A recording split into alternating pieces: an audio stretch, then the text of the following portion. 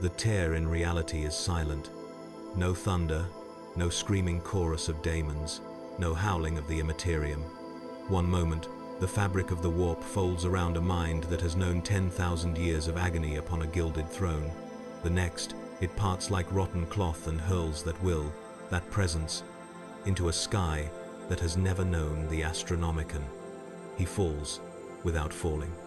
To mortal eyes in the fields below, it looks like a star has slipped from its proper place and is descending, slow and regal, through a sky bruised with storm.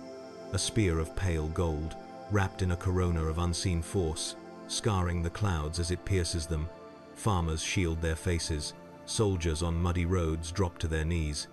Somewhere, a septon whispers a prayer with trembling lips, unsure which god he is addressing.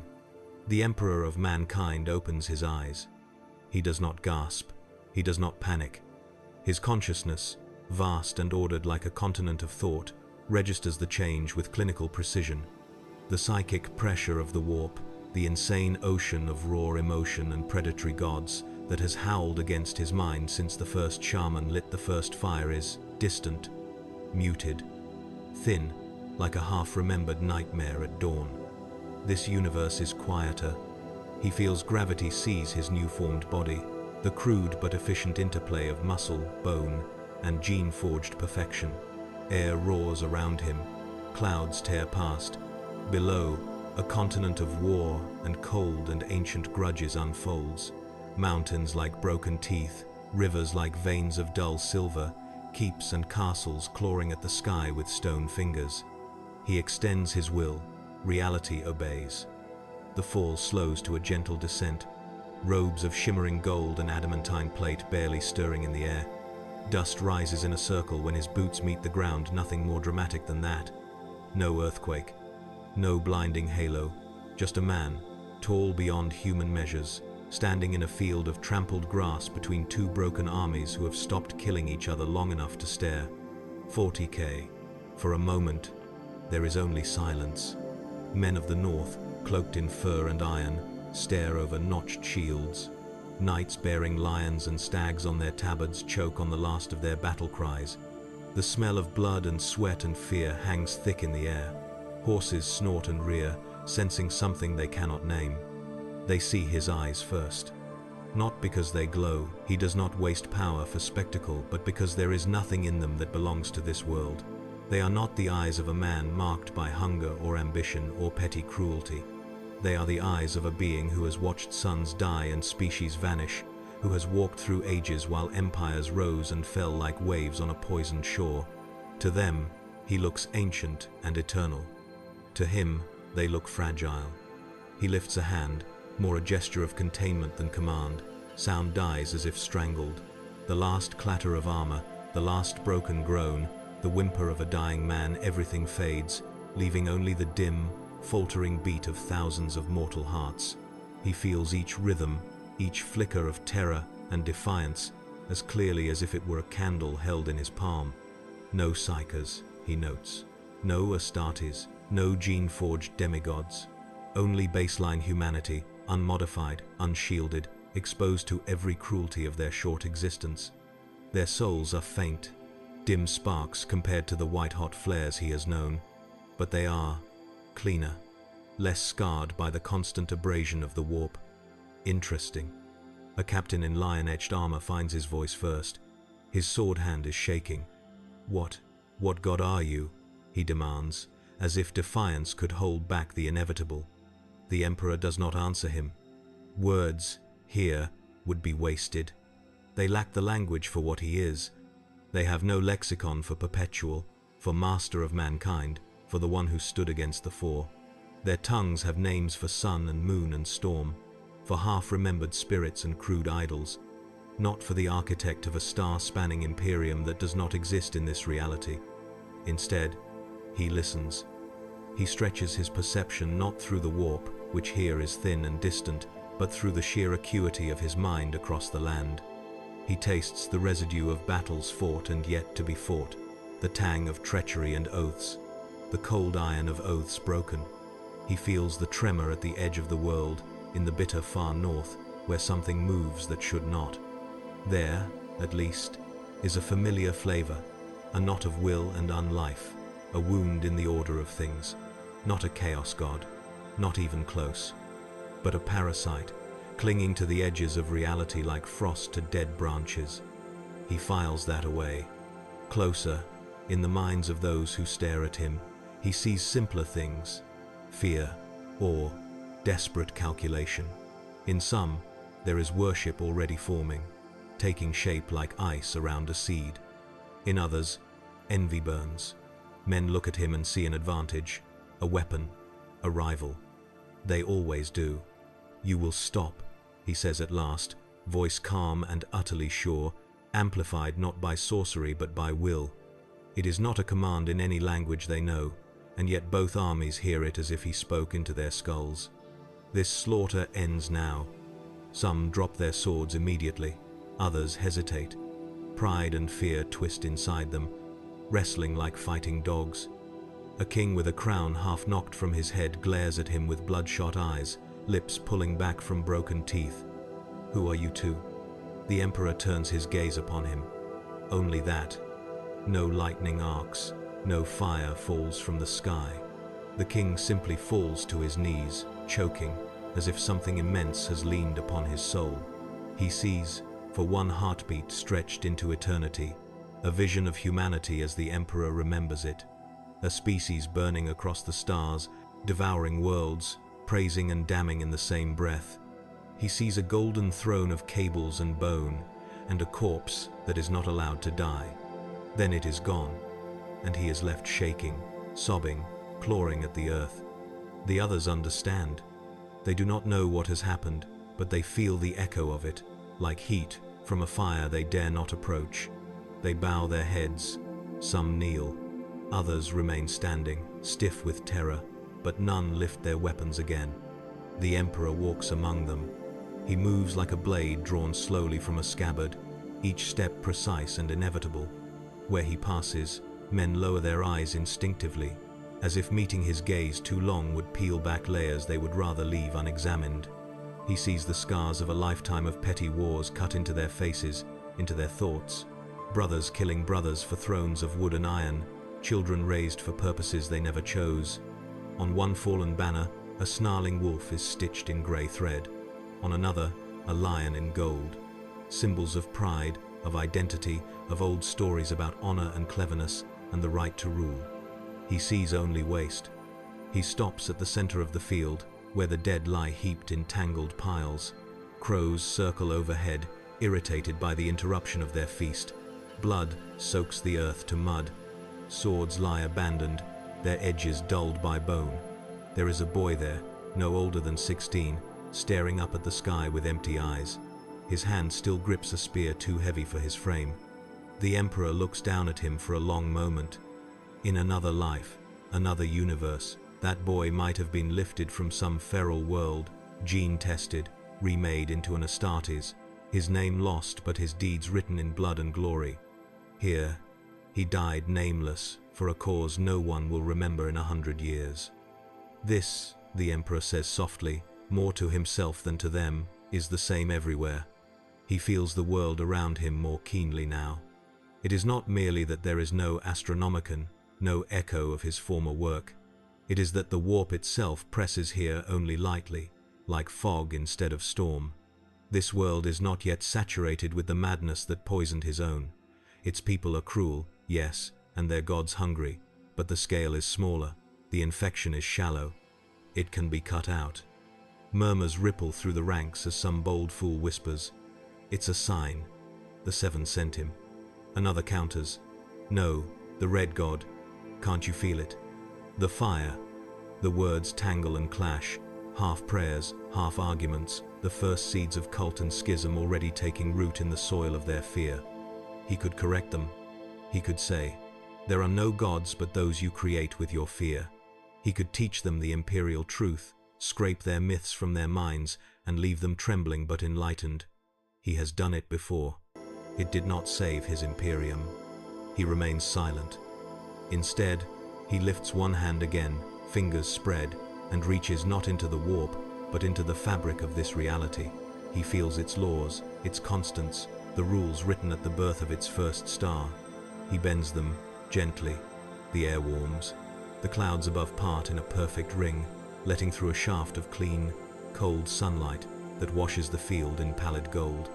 To the north, he says, voice like a verdict, there is a greater enemy than any of you. You will not reach it like this, fractured, ignorant, devouring yourselves.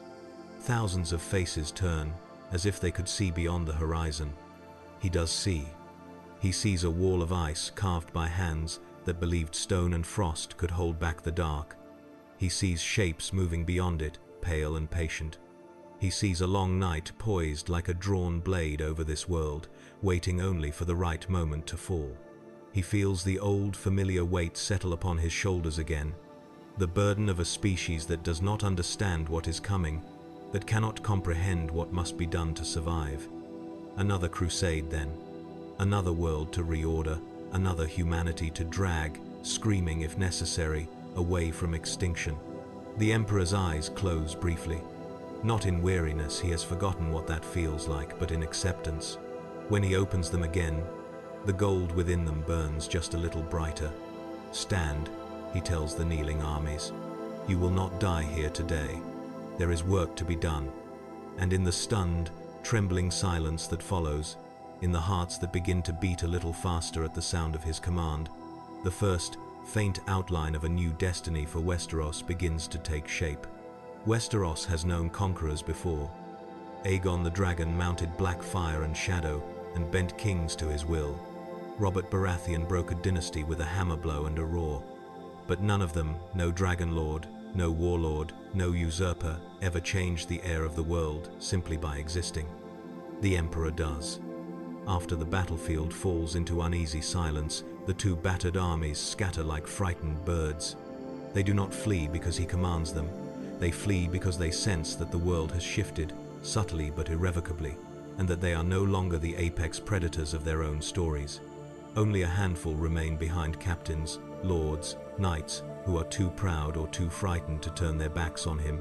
They stand as if held by an invisible hand, fear and reverence warring inside their chests.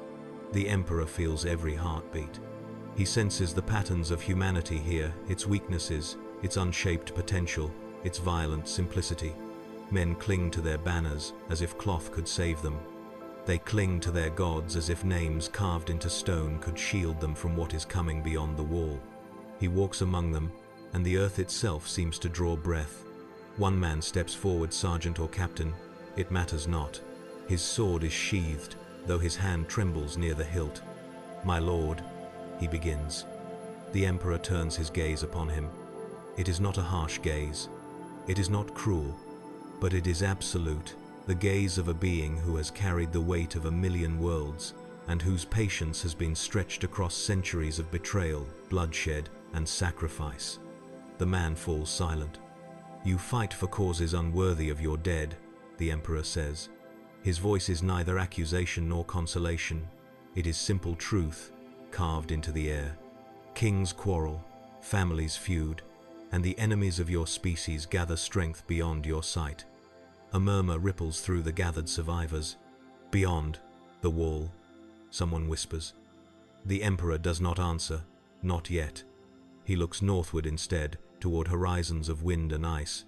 The chill that lingers there is not natural. It is a shape of hunger, an echo of purpose.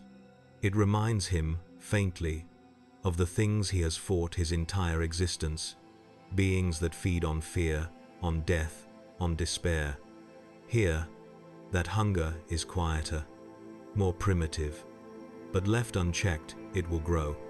He senses in it the early stages of something that could become a true threat, perhaps not to him, but to this world he now walks among. Humanity, whatever shape it takes, is his burden always. He turns back to the men.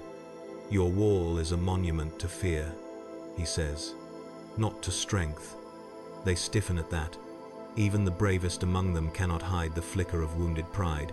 They have been taught since childhood that the wall is their greatest defense, the shield that holds back the endless night. To hear it dismissed so casually is like hearing a king's crown reduced to a trinket. But they do not argue. No one argues with a star that walks like a man. A young soldier, barely more than a boy, swallows hard. His armor is dented, his face smeared with soot and fear, but behind his eyes glimmers something else, curiosity, perhaps, or hope. What are you?" the boy asks, voice cracking. The Emperor regards him. In the boy's mind, he sees flickers of a future the child can barely imagine. Fighting at the wall, freezing in snowdrifts, dying nameless beneath the talons of something ancient. A spark wasted. A life cut short by the ignorance of the age he was born into. "I am humanity's protector," the Emperor says at last, "in every world where humans take breath. This world, small and stunted though it is, still qualifies." A lord in crimson and gold armor steels himself and steps forward, forced bravery dragging him across the muddy ground. His leg wounds bleed freely, but pride stiffens his spine. "If you are here to claim the throne," he says, "you will find the 7 kingdoms not easily united." The Emperor studies him for a long moment. He reads the man's ambitions like ink smeared across parchment. Ambition, pride, fear, a desire to wield him as a tool, typical, predictable, futile. "I seek no throne," he says. The lords exchange uneasy glances. That is the problem with mortals. They cannot understand power without imagining crowns to place upon it. "I seek order," the Emperor continues, "the survival of your species, the end of the long night that approaches you." Some murmur at those words, the old legends, the stories told by wet nurses and half-mad rangers. But the Emperor speaks without myth. He speaks as one who knows the shape of extinction intimately. He has seen worlds die. He has watched civilizations crumble under forces far more terrifying than anything Westeros can conjure. But he has also seen humanity survive through brutality, through tenacity, through unity imposed by fire and will. He walks past the wounded captains and kneels by a dying man whose breath rattles in his chest. The man's blood darkens the earth. His thoughts flicker between fear and acceptance, between the memory of a wife by a hearth and the cold truth of his imminent end. The Emperor places 2 fingers on the man's brow. A moment passes. The man exhales once and dies. Not in suffering, not in terror, simply ends, as gently as one can in a world that knows little gentleness. Gasps rise from the soldiers. "He killed him." "No, he spared him." "What does this mean?" The Emperor stands. "It means your world wastes lives without understanding their value," he says, "and I will not permit that to continue." A lord steps forward, anger trembling at the edges of his fear. "You speak as though you have authority over us." The Emperor turns to him. "I do. No threat, no malice, just fact." The air grows tight with unspoken tension, the kind that precedes either bloodshed or surrender. Men fumble with weapons they know better than to raise. Others bow their heads instinctively, as if ancient instinct tells them this being is not to be defied. The Emperor looks at each of them, not as individuals, but as fragments of a fractured species, tribes, kingdoms, houses locked in endless spiral violence, while a greater doom marches upon them. "You will gather your forces," he says. "You will prepare for a war unlike any you have imagined. If you continue your petty disputes, you will all be swept into oblivion." "Against whom?" a soldier asks, voice shaking. The Emperor turns his face to the north again. "Against a cold intelligence that does not breathe. Against a force that does not feel. Against the patient hunger crawling across the frozen wastes. Against death," he answers. "A death that walks." Silence. Not fearful silence, not reverent silence, but the silence of men finally sensing the scale of their own insignificance. For the first time, the Lord Commander of the battered host speaks. His voice is rough, cracked, but steady. "If what you say is true, then we will follow. But tell us, what must we do?" The Emperor's eyes burn with that quiet, impossible gold. He looks at men who have spent their lives kneeling to kings unworthy of the title. Men who have fought for honor, for coin, for banners, while the true enemy watched from the edge of the world. At last, he speaks. "You must learn to stand as one." The wind shifts. The sky darkens slightly, though no storm approaches. It is the world itself holding its breath, sensing a change written not in prophecy, but in inevitability. The Emperor steps forward, his cloak trailing behind him like a streak of sunlight across blood-soaked earth. "This is the beginning," he says, "of your last chance." The march begins not with trumpets, nor with banners rising proud against the sky, but with silence. The kind of silence that comes when the world has not yet decided whether it should fear or worship what now walks upon it. Word spreads faster than ravens. Some say a god fell from the heavens. Some say a demon in golden flesh walked onto the battlefield and commanded death itself to obey. Some whisper of a king forged in sunlight. Others mutter of a curse. But whatever story they cling to, all men agree on one thing. A power has arrived in Westeros that will reshape everything. Men on both sides, wolves and lions, stags and krakens, begin the uneasy march northward under the Emperor's command. Not because they trust him, not because they understand him, but because something in their bones tells them to obey, the same way a sailor obeys the tide or a farmer obeys the seasons. The Emperor walks at the head of this fractured host. He does not ride. He does not rest. He moves with the calm inevitability of dawn, each step measured, steady, precise. Behind him, thousands follow, though they try not to meet his gaze. Mortals instinctively avoid looking too long at something that makes them feel like children before the infinite. As he walks, the Emperor studies this land. He feels the ley lines beneath the earth, a crude, primitive echo of the warp, but quiet and stable, not yet twisted by the nightmares he has known. He senses the sorceries of old Valyria clinging like cobwebs to the bloodlines of its last surviving children. He tastes the burnt savor of future calamity in the wind, war, betrayal, and a darkness that grows bolder with each passing hour. Humanity repeats itself, no matter the world. Soon, scouts ride ahead, men of the north with frost in their beards, knights in heavy plate, and sellswords who pretend bravery but clutch their weapons too tightly. They report abandoned villages, livestock slaughtered yet uneaten, tracks in the snow too large and too precise to belong to wild beasts. "White walkers," the northerners whisper. The Emperor says nothing. He already knows. He can feel them, fractured wills bound to an ancient design, threads woven by hands that no longer exist. They are not creatures of the warp, but they are cousins of things he has fought before, constructs of magic shaped by a race desperate to survive. Cold, still minds, driven by a purpose etched in ice. Not worthy foes, not true threats, but dangerous for a world as fragile as this. Later, at dusk, the army makes camp. Fires dot the hillsides, flickering like dying stars. Men speak in hushed tones, as if fearful their words might draw the attention of something hidden in the night. The Emperor stands apart from them. He does not sleep. He has not slept for longer than this world has existed. His mind unfolds outward like a golden lattice, touching the dreams of men, the trembling fears of soldiers, the ambitions of lords. He sees treachery blooming in one corner of the camp, nestled like a serpent coiling around a heart. A lord from the Reach, young, arrogant, foolish, proposes a plan whispered behind a tent flap. "If we can kill him," he says, "we can control the armies again. No one will follow us while he breathes." The others crowd closer, fearful yet intrigued. Men always find courage when they believe numbers will shield them. The Emperor listens without moving. Their thoughts are loud to him, clumsy things, dripping with envy and cowardice. He could crush them with a glance, but instead he waits. Humanity must be shaped, not simply forced, if it is to survive what lies ahead. One of the conspirators slips away into the darkness, clutching a dagger coated with poison ground from the tears of Lys. When he reaches the Emperor, he hesitates.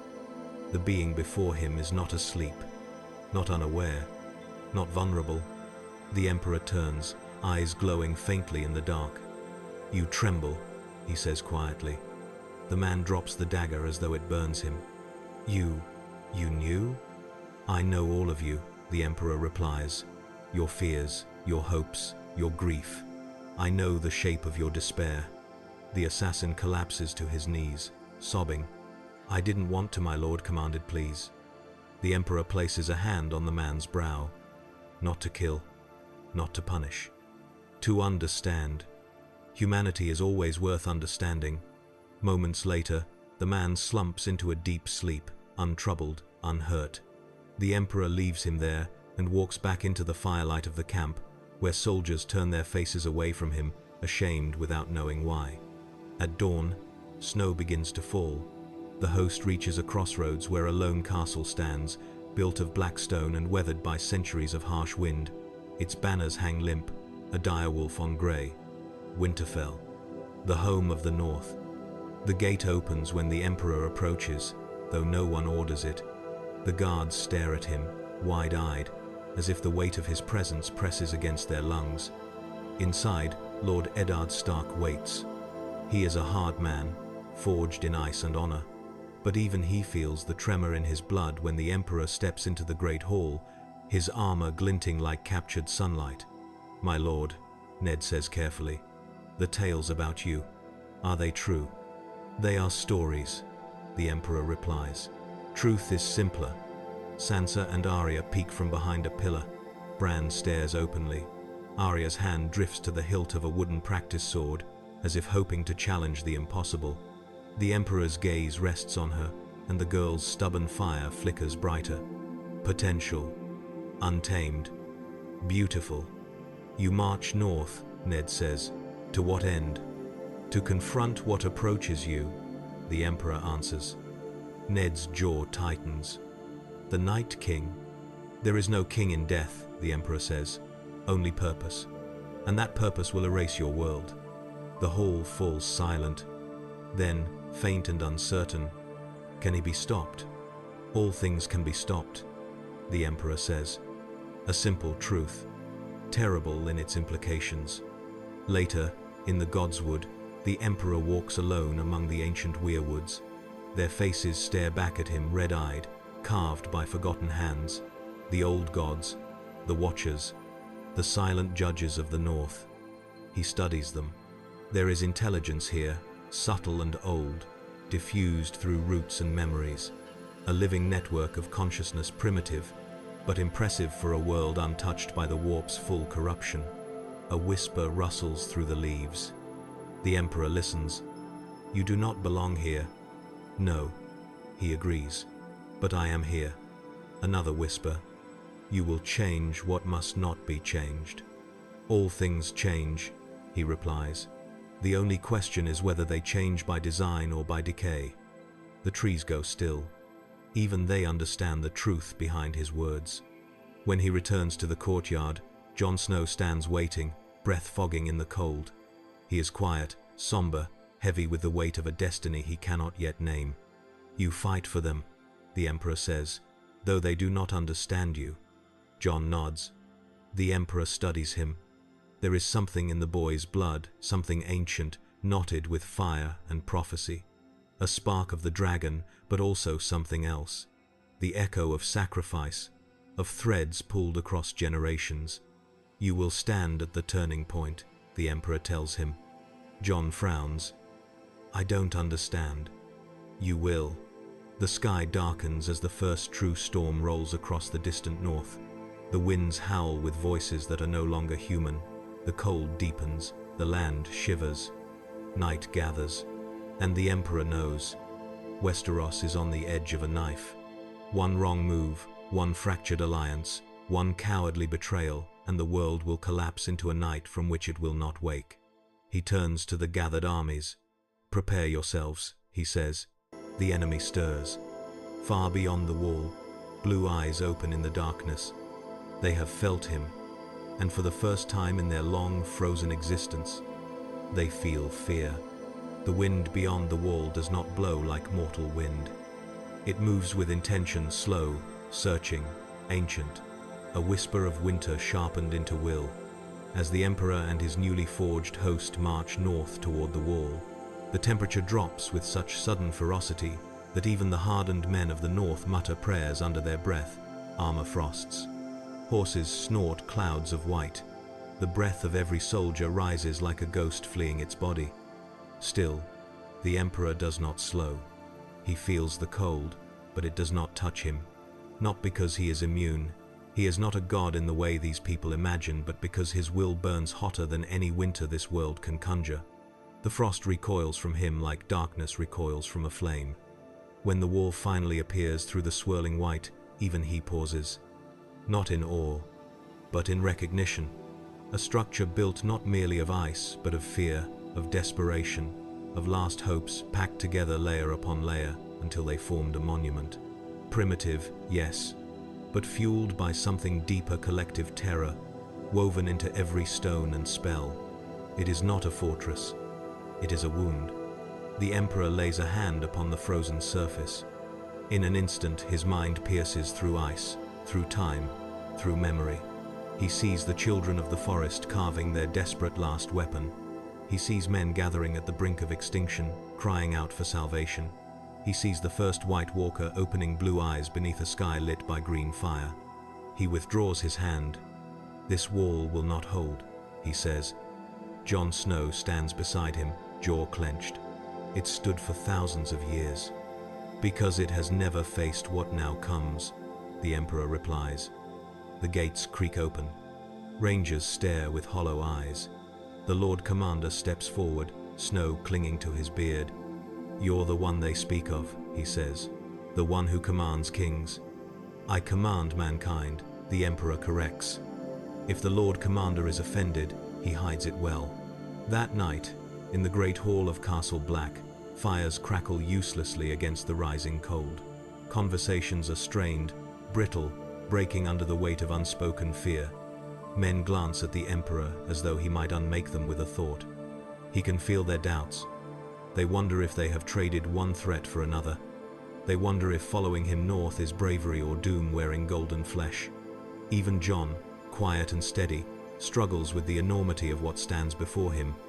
It does not matter. Unity rarely begins with understanding. It begins with necessity. The Emperor stands at the center of the hall. "There is little time," he says. A map is unrolled before him, ink and parchment attempting to depict a threat far older than both. The officers of the Night's Watch gather around, pointing to reports of missing patrols, abandoned villages, unnatural storms. The Emperor listens, and then he speaks. "You do not face a horde, you face a mind." "What do you mean?" Tormund Giantsbane growls, folding his massive arms. "The White Walkers are fragments of a single will," the Emperor says. "Extensions of an ancient, violated purpose, a hive of cold resolve. They do not tire, they do not fear, they do not negotiate." A chill spreads through the hall deeper than the winter outside. "Then how do we stop them?" Jon asks. The Emperor looks north. "With fire, with unity, and with truth." Jon frowns. "Truth? You have been told myths, half-stories, lies shaped by fear." The Emperor's gaze sweeps the room. "Your true enemy is not ice." He lifts a hand. The flames in the hearth flare suddenly, stretching upward like living things, then bend not toward him, but northward, as if drawn by an unseen force. "Your true enemy is purpose," he says. "Purpose twisted and sharpened until only extinction remains." Men shift uneasily. "What purpose?" asks Samwell Tarly, voice cracking.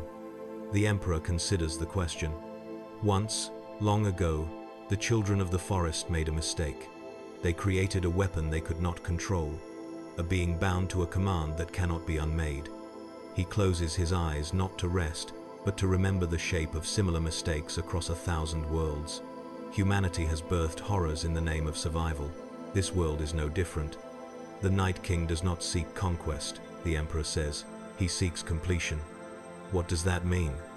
Jon asks.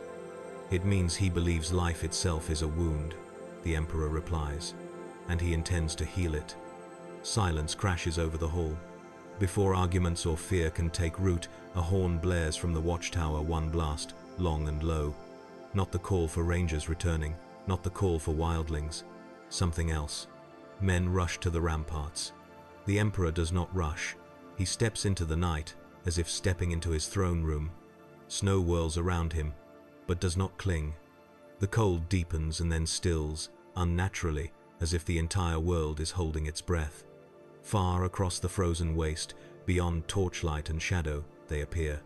Figures carved from winter, tall, silent, patient, eyes burning blue like death remembered. But before them stands something worse. A figure in armor of cracked ice, a crown of horns, a body carved with runes older than human speech. The Night King. He does not move. He does not breathe. He simply is. The Emperor studies him. Here is no daemon, no warp entity, no god, but there is power. Cold, disciplined, singular power. A mind that has known centuries of silence and purpose. A will that has never bent. The Emperor steps forward. The Night King's eyes track him. Across the entire wall, men hold their breath. The Emperor raises no weapon. He conjures no shield. He simply meets the Night King's gaze. And in that instant, the world narrows to two wills, older than the armies behind them. The Night King strikes first, not with blade, but with presence. A wave of cold crashes invisibly across the snow, ripping heat from the air, from the ground, from the bodies of the men watching. Torches extinguish. Frost blooms instantly across stone. Breath crystallizes mid-air. Men collapse gasping. Horses scream. Ice spiders crackle across the walls. The Emperor does not flinch. Primitive, he says softly. Then his aura expands, not violently, not theatrically, but inevitably. Warmth, true warmth, life-forged, starborn radiates from him in a widening circle. The frost melts at his feet. The air shimmers, the night shudders. The Night King hesitates. For the first time in his existence, a sliver of confusion crosses his frozen mind. He expected fear. He found none. He expected resistance. He found contempt. The White Walkers behind him shift, and the Emperor speaks, his voice carrying not through air, but through the very marrow of those who hear it. "You are not death," he tells the Night King. "You are an error." For the first time, the Night King lifts his blade. For the first time, he prepares for war. And for the first time, he fears. The wall has felt war before. It has heard the howling of wildlings, the drums of giants, the crack of catapults hurling stone. But it has never known silence like this, silence sharpened into something colder than fear. The Night King's blade glimmers with a light that is not light, a reflection of a world without warmth. Frost spirals outward from his feet, crawling across the snow like living veins. The White Walkers fan out behind him, a formation more precise than any army of men could muster. They are not soldiers. They are extensions of him. The Emperor steps onto the snow, his boots sinking only an inch before the frost recoils from the heat of his will. Men watch from the battlements, knuckles white against stone, breath coming in ragged bursts. Even the bravest of them feels their soul contract at the thought of witnessing a confrontation meant for gods. But the Emperor is not a god. He has said so. He has believed so. But as he walks toward the Night King, there is something in his bearing, something older than time, something that wears mortality like a mask. Jon Snow stands behind him, heart pounding like a fist against his ribs. He does not understand what he is seeing, but he knows instinctively, painfully, that this moment will shape everything that comes after. The two figures stop within 10 paces of each other. The Night King raises his blade of eternal frost. The Emperor raises nothing. Cold pushes outward from the Walker Lord, a force that bends the air and cracks the ground. Ice races beneath the snow, forming jagged spears that erupt upward like teeth. The temperature plummets so sharply that the wind freezes mid-gust, hanging in the air like a sculpture.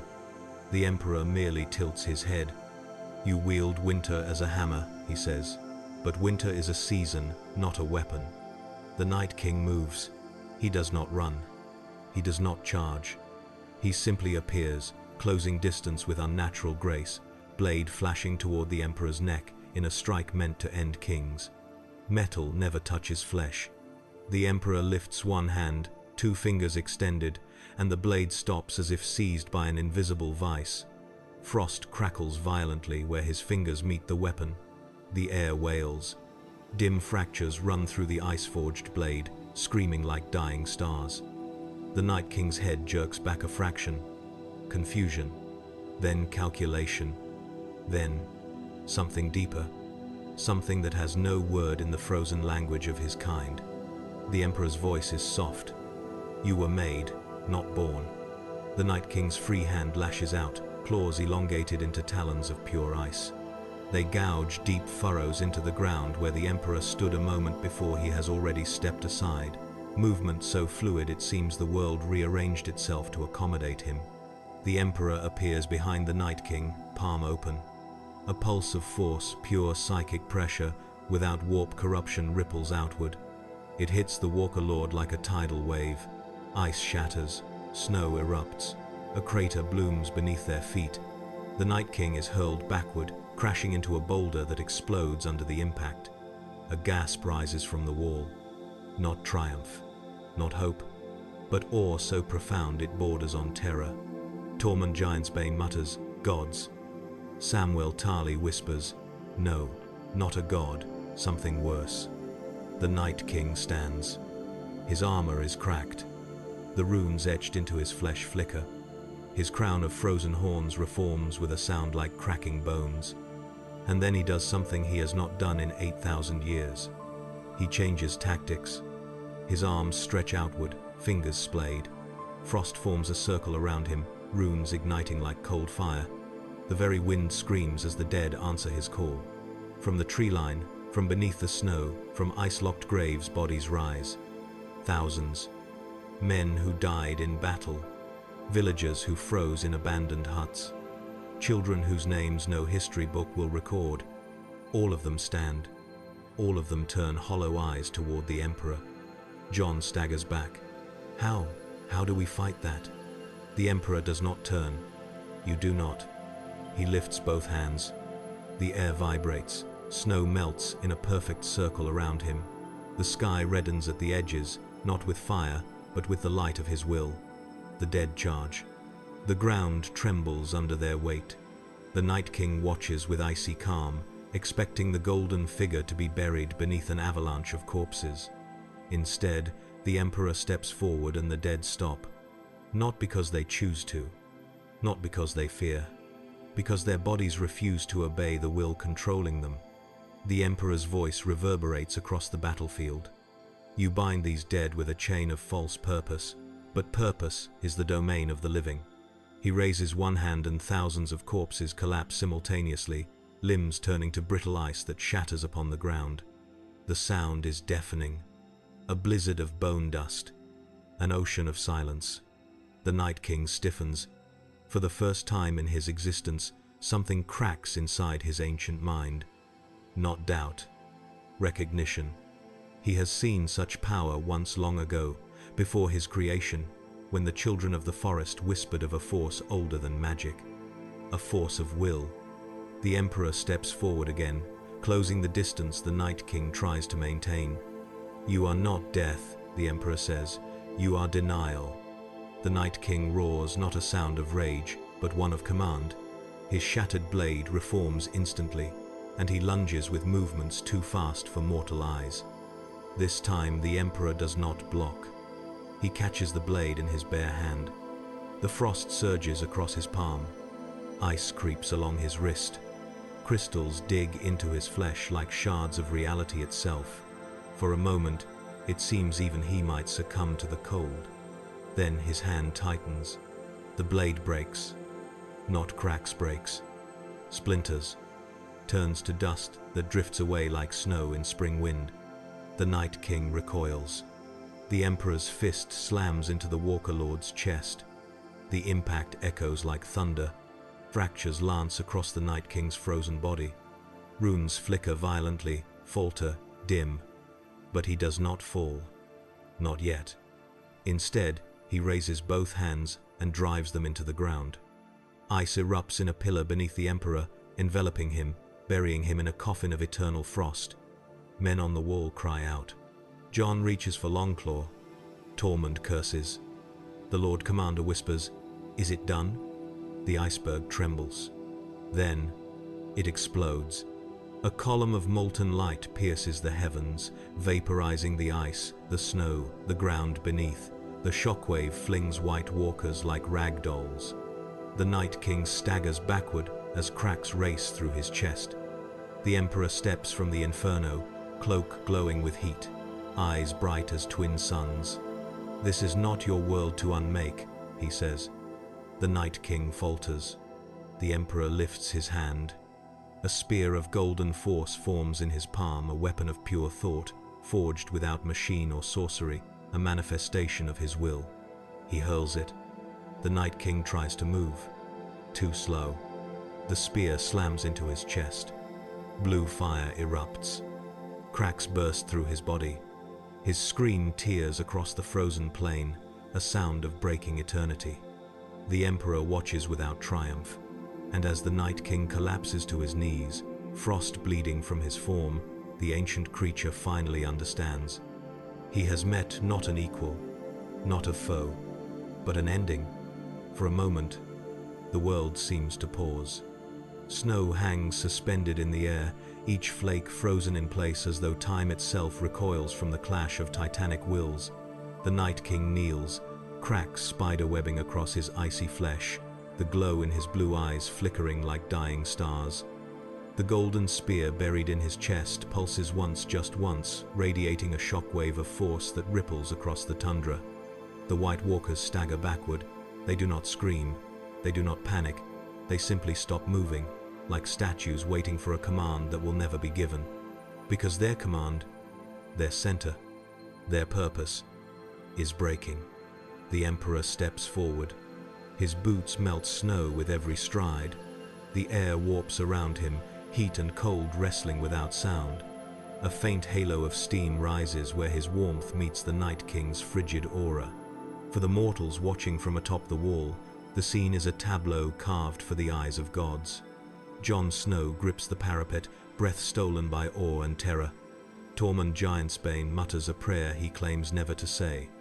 Samwell Tarly whispers, "Please, end it," though he cannot say whether he speaks to the Emperor or the world itself. The Night King lifts his head. With no voice, no breath, no soul, he still stares. A stare that carries millennia of silent knowledge. A stare that remembers a creation born not of malice, but necessity. A stare that wonders dimly, faintly if this is how all things end. The Emperor meets that stare. "You were shaped by fear," he says. "Given purpose by creatures who did not understand the cost." The Night King rises not in defiance, not with fury, but with the inevitability of a dying star using its last fuel. His body reconstructs around the spear, ice forming desperate layers to maintain shape. He forms a new blade in his hand. It flickers, it shudders, it nearly collapses. Still, he raises it. The Emperor allows him the gesture. Dignity, even for the last moment of a failed weapon, has its place. The Night King lunges. He moves like a whisper of winter, silent, lethal, utterly singular. His blade slices through the air with the cold of oblivion. If it touched any mortal, flesh would become ice, bone would shatter, blood would crystallize. But it never reaches the Emperor. He catches the blade with an open palm, frost devouring his skin. This time, the ice does not simply crack, it corrupts, crawls up his arm, tries to claim him. The Night King leans forward, pushing harder, pouring everything he is into the strike. An entire millennium of purpose. The dying will of an ancient species. The cold hunger of an unchanging world. The Emperor's arm trembles slightly. The Night King pushes harder. The frost climbs higher. And then, the Emperor breathes. The frost evaporates. Just breath. Just will. Just him. He grips the Night King's blade and shatters it effortlessly. Ice fragments explode outward, carried on a wind that howls with the last vestige of the Night King's power. The Walker Lord staggers backward, chest wound now glowing brighter as cracks widen. "You were made to stop a war," the Emperor says, his voice low, ancient, heavy with understanding. "But you became a war." The Night King does something impossible. He hesitates. A sliver of identity flickers through the cold. A sliver of what he once was. A prisoner, a weapon, a cry for help twisted into a scream. But purpose does not die easily. He raises his hands again, and the ground trembles. Ice erupts in spears. Dead men rise once more, though their bodies crumble even as they move. A desperate, final call to a dying army. The Emperor does not look at them. He raises his hand and wills them to stop. The corpses freeze mid-motion, then collapse, not shattering, but gently folding into the snow like tired soldiers allowed rest. "No more," the Emperor says. "You have taken enough." The Night King's body convulses. His runes flicker, sputter, fade. The crown of frozen horns on his head splinters. He is failing. But even in failure, he stands tall. Not begging, not pleading. Simply enduring. The Emperor steps close enough that their shadows merge. "In another world, another war, you might have been a hero," he says. The Night King's eyes pulse faintly. Acknowledgement, or defiance, or both. The Emperor lowers his hand and presses his palm against the Night King's chest. There is no explosion, no scream, no war cry, just light. A soft, golden radiance that seeps into the cracks of the Night King's body, filling them, illuminating every fracture, every rune, every scar of creation. His form trembles, disintegrates, reforms, cracks again, then finally begins to dissolve petal by petal, like frost melting at dawn. The ancient being's face softens, not into humanity, but into release. For the first time in 8,000 years, he is free. The Night King's body collapses into a cascade of shimmering particles. Flakes of blue, white, and silver, caught on the wind, then carried upward into the sky, where they vanish like sparks fading from a dying fire. The storm that hovered above the battlefield collapses instantly. Winds die. Clouds retreat. Stars appear. The wall, for the first time in living memory, breathes. But the Emperor does not celebrate. He looks north, toward the lands beyond the frozen wasteland. The death of the Night King does not bring peace. It reveals something deeper, older, more dangerous, an imbalance created by the extinction of a force woven into this world's creation. Westeros trembles. The winds shift unnaturally. Winter retreats too quickly. The silence is unsettling. Jon approaches cautiously. "It's over," Jon says. "We've won." The Emperor does not turn. "No," he says. "This world has only lost a piece of itself, and what fills that void may be worse." Jon's breath catches. "Worse than the Night King?" The Emperor closes his eyes. He feels the fabric of this reality adjusting, stretching, recoiling from the force he has exerted. He feels the world's old magic awakening, stirred by the absence of one of its oldest anchors. He feels the godswoods whisper uneasily. He feels destiny shifting. A storm is coming, not of ice, not of death, but of men. "It begins now," the Emperor says. "Winter has fallen." He opens his eyes, and mankind must rise. When the Night King dies, the world does not roar in triumph. There are no songs, no horns, no victory shouts echoing across the wall. Instead, there is quiet. A quiet so vast it feels like the world itself is holding its breath, unsure of what comes next. The wind stills. The snow pauses mid-fall. Even the stars above seem to dim, uncertain whether they should shine upon a world that has just witnessed something unnatural, impossible, transformative. Jon Snow stands frozen, Longclaw trembling slightly in his hand. Tormund takes a step back, muttering a curse so soft it sounds like prayer. Samwell Tarly's lips part, but no sound escapes. They all expected fire and ruin and a collapse of the world's last defenses. They did not expect silence. The Emperor stands alone among the settling frost, his cloak unmoving despite the cold wind that begins to stir again. His eyes remain fixed on the horizon beyond the wall, beyond the frozen wastes, beyond even the sight of the world itself, because he knows something the others do not. He knows what happens when a keystone is removed from the arch of creation. The wall groans. Low at first, like a sleeping giant stirring beneath the earth, men on the ramparts turn, hands gripping spears. Rangers scramble for footing. Jon's breath catches in his throat. The ancient ice quivers, not in collapse, but in awakening. Magic, old as the first dawn of this world, surges through the frozen citadel. The wall begins to glow faintly blue, shifting into white, white shifting into gold, gold dimming into a pale, ghost-like shimmer. Jon steps beside the Emperor. What's happening? The Emperor's voice is soft, but it carries the weight of star-scorched centuries.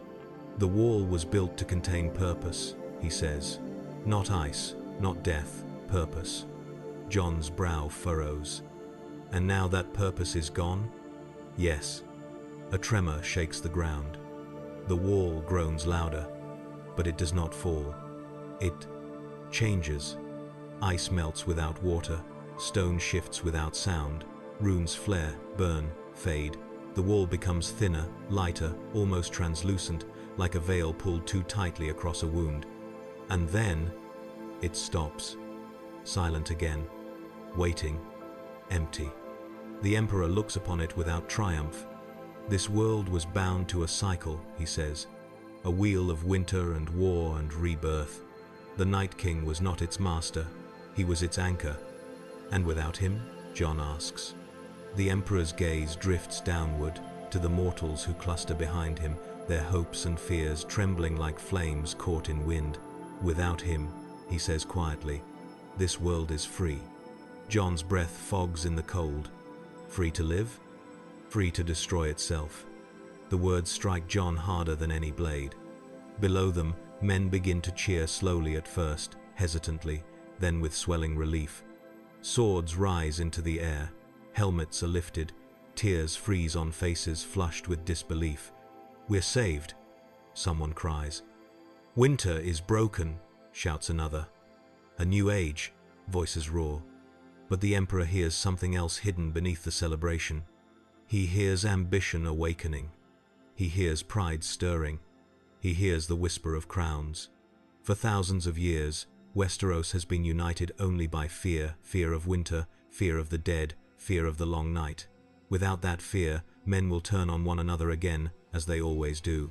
And this time, they will do so with new weapons, new alliances, new visions forged by the taste of impossible power. Jon looks at him, eyes dark with the weight of responsibility. What must we do now? The Emperor turns. His gaze sweeps across the gathered soldiers, Northmen, Southern Knights, wildlings, remnants of fractured armies. Men who would never have shared a campfire now stand shoulder to shoulder, united not by loyalty, but by survival. You will build, the Emperor says. You will mend. You will lead. Jon's throat tightens. Me? You, the Emperor replies. And others like you. This world has waited too long for rulers who serve mankind, not themselves. Jon shakes his head. I'm no king. No, the Emperor agrees. You are not, and that is why you may yet be worthy. Jon swallows hard. And you? What will you do? The Emperor turns toward the wall, toward the faint glow that still pulses in its depths, toward the wound left by the death of an ancient purpose. I will remain. Jon's shock is immediate. Remain? At the wall? Not to guard what lies beyond, the Emperor says, but to guard what lies within. He steps closer to the wall, placing a hand upon its trembling surface. Golden light ripples outward, threading through ancient runes, stabilizing, soothing, reshaping. This world will seek new gods, he says. New saviors, new tyrants. They will look for power in magic and prophecy and war. He looks back at Jon. I will stay so they cannot find it. Jon's heart aches at the realization. You mean, you won't leave? You won't rule? You won't reclaim anything?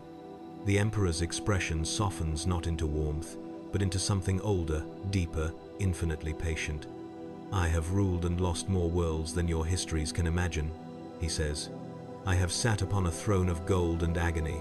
I have commanded armies that darkened the stars. I have broken miracles and forged monsters. He pauses.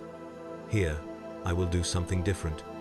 Snow swirls around him, but it does not touch his cloak.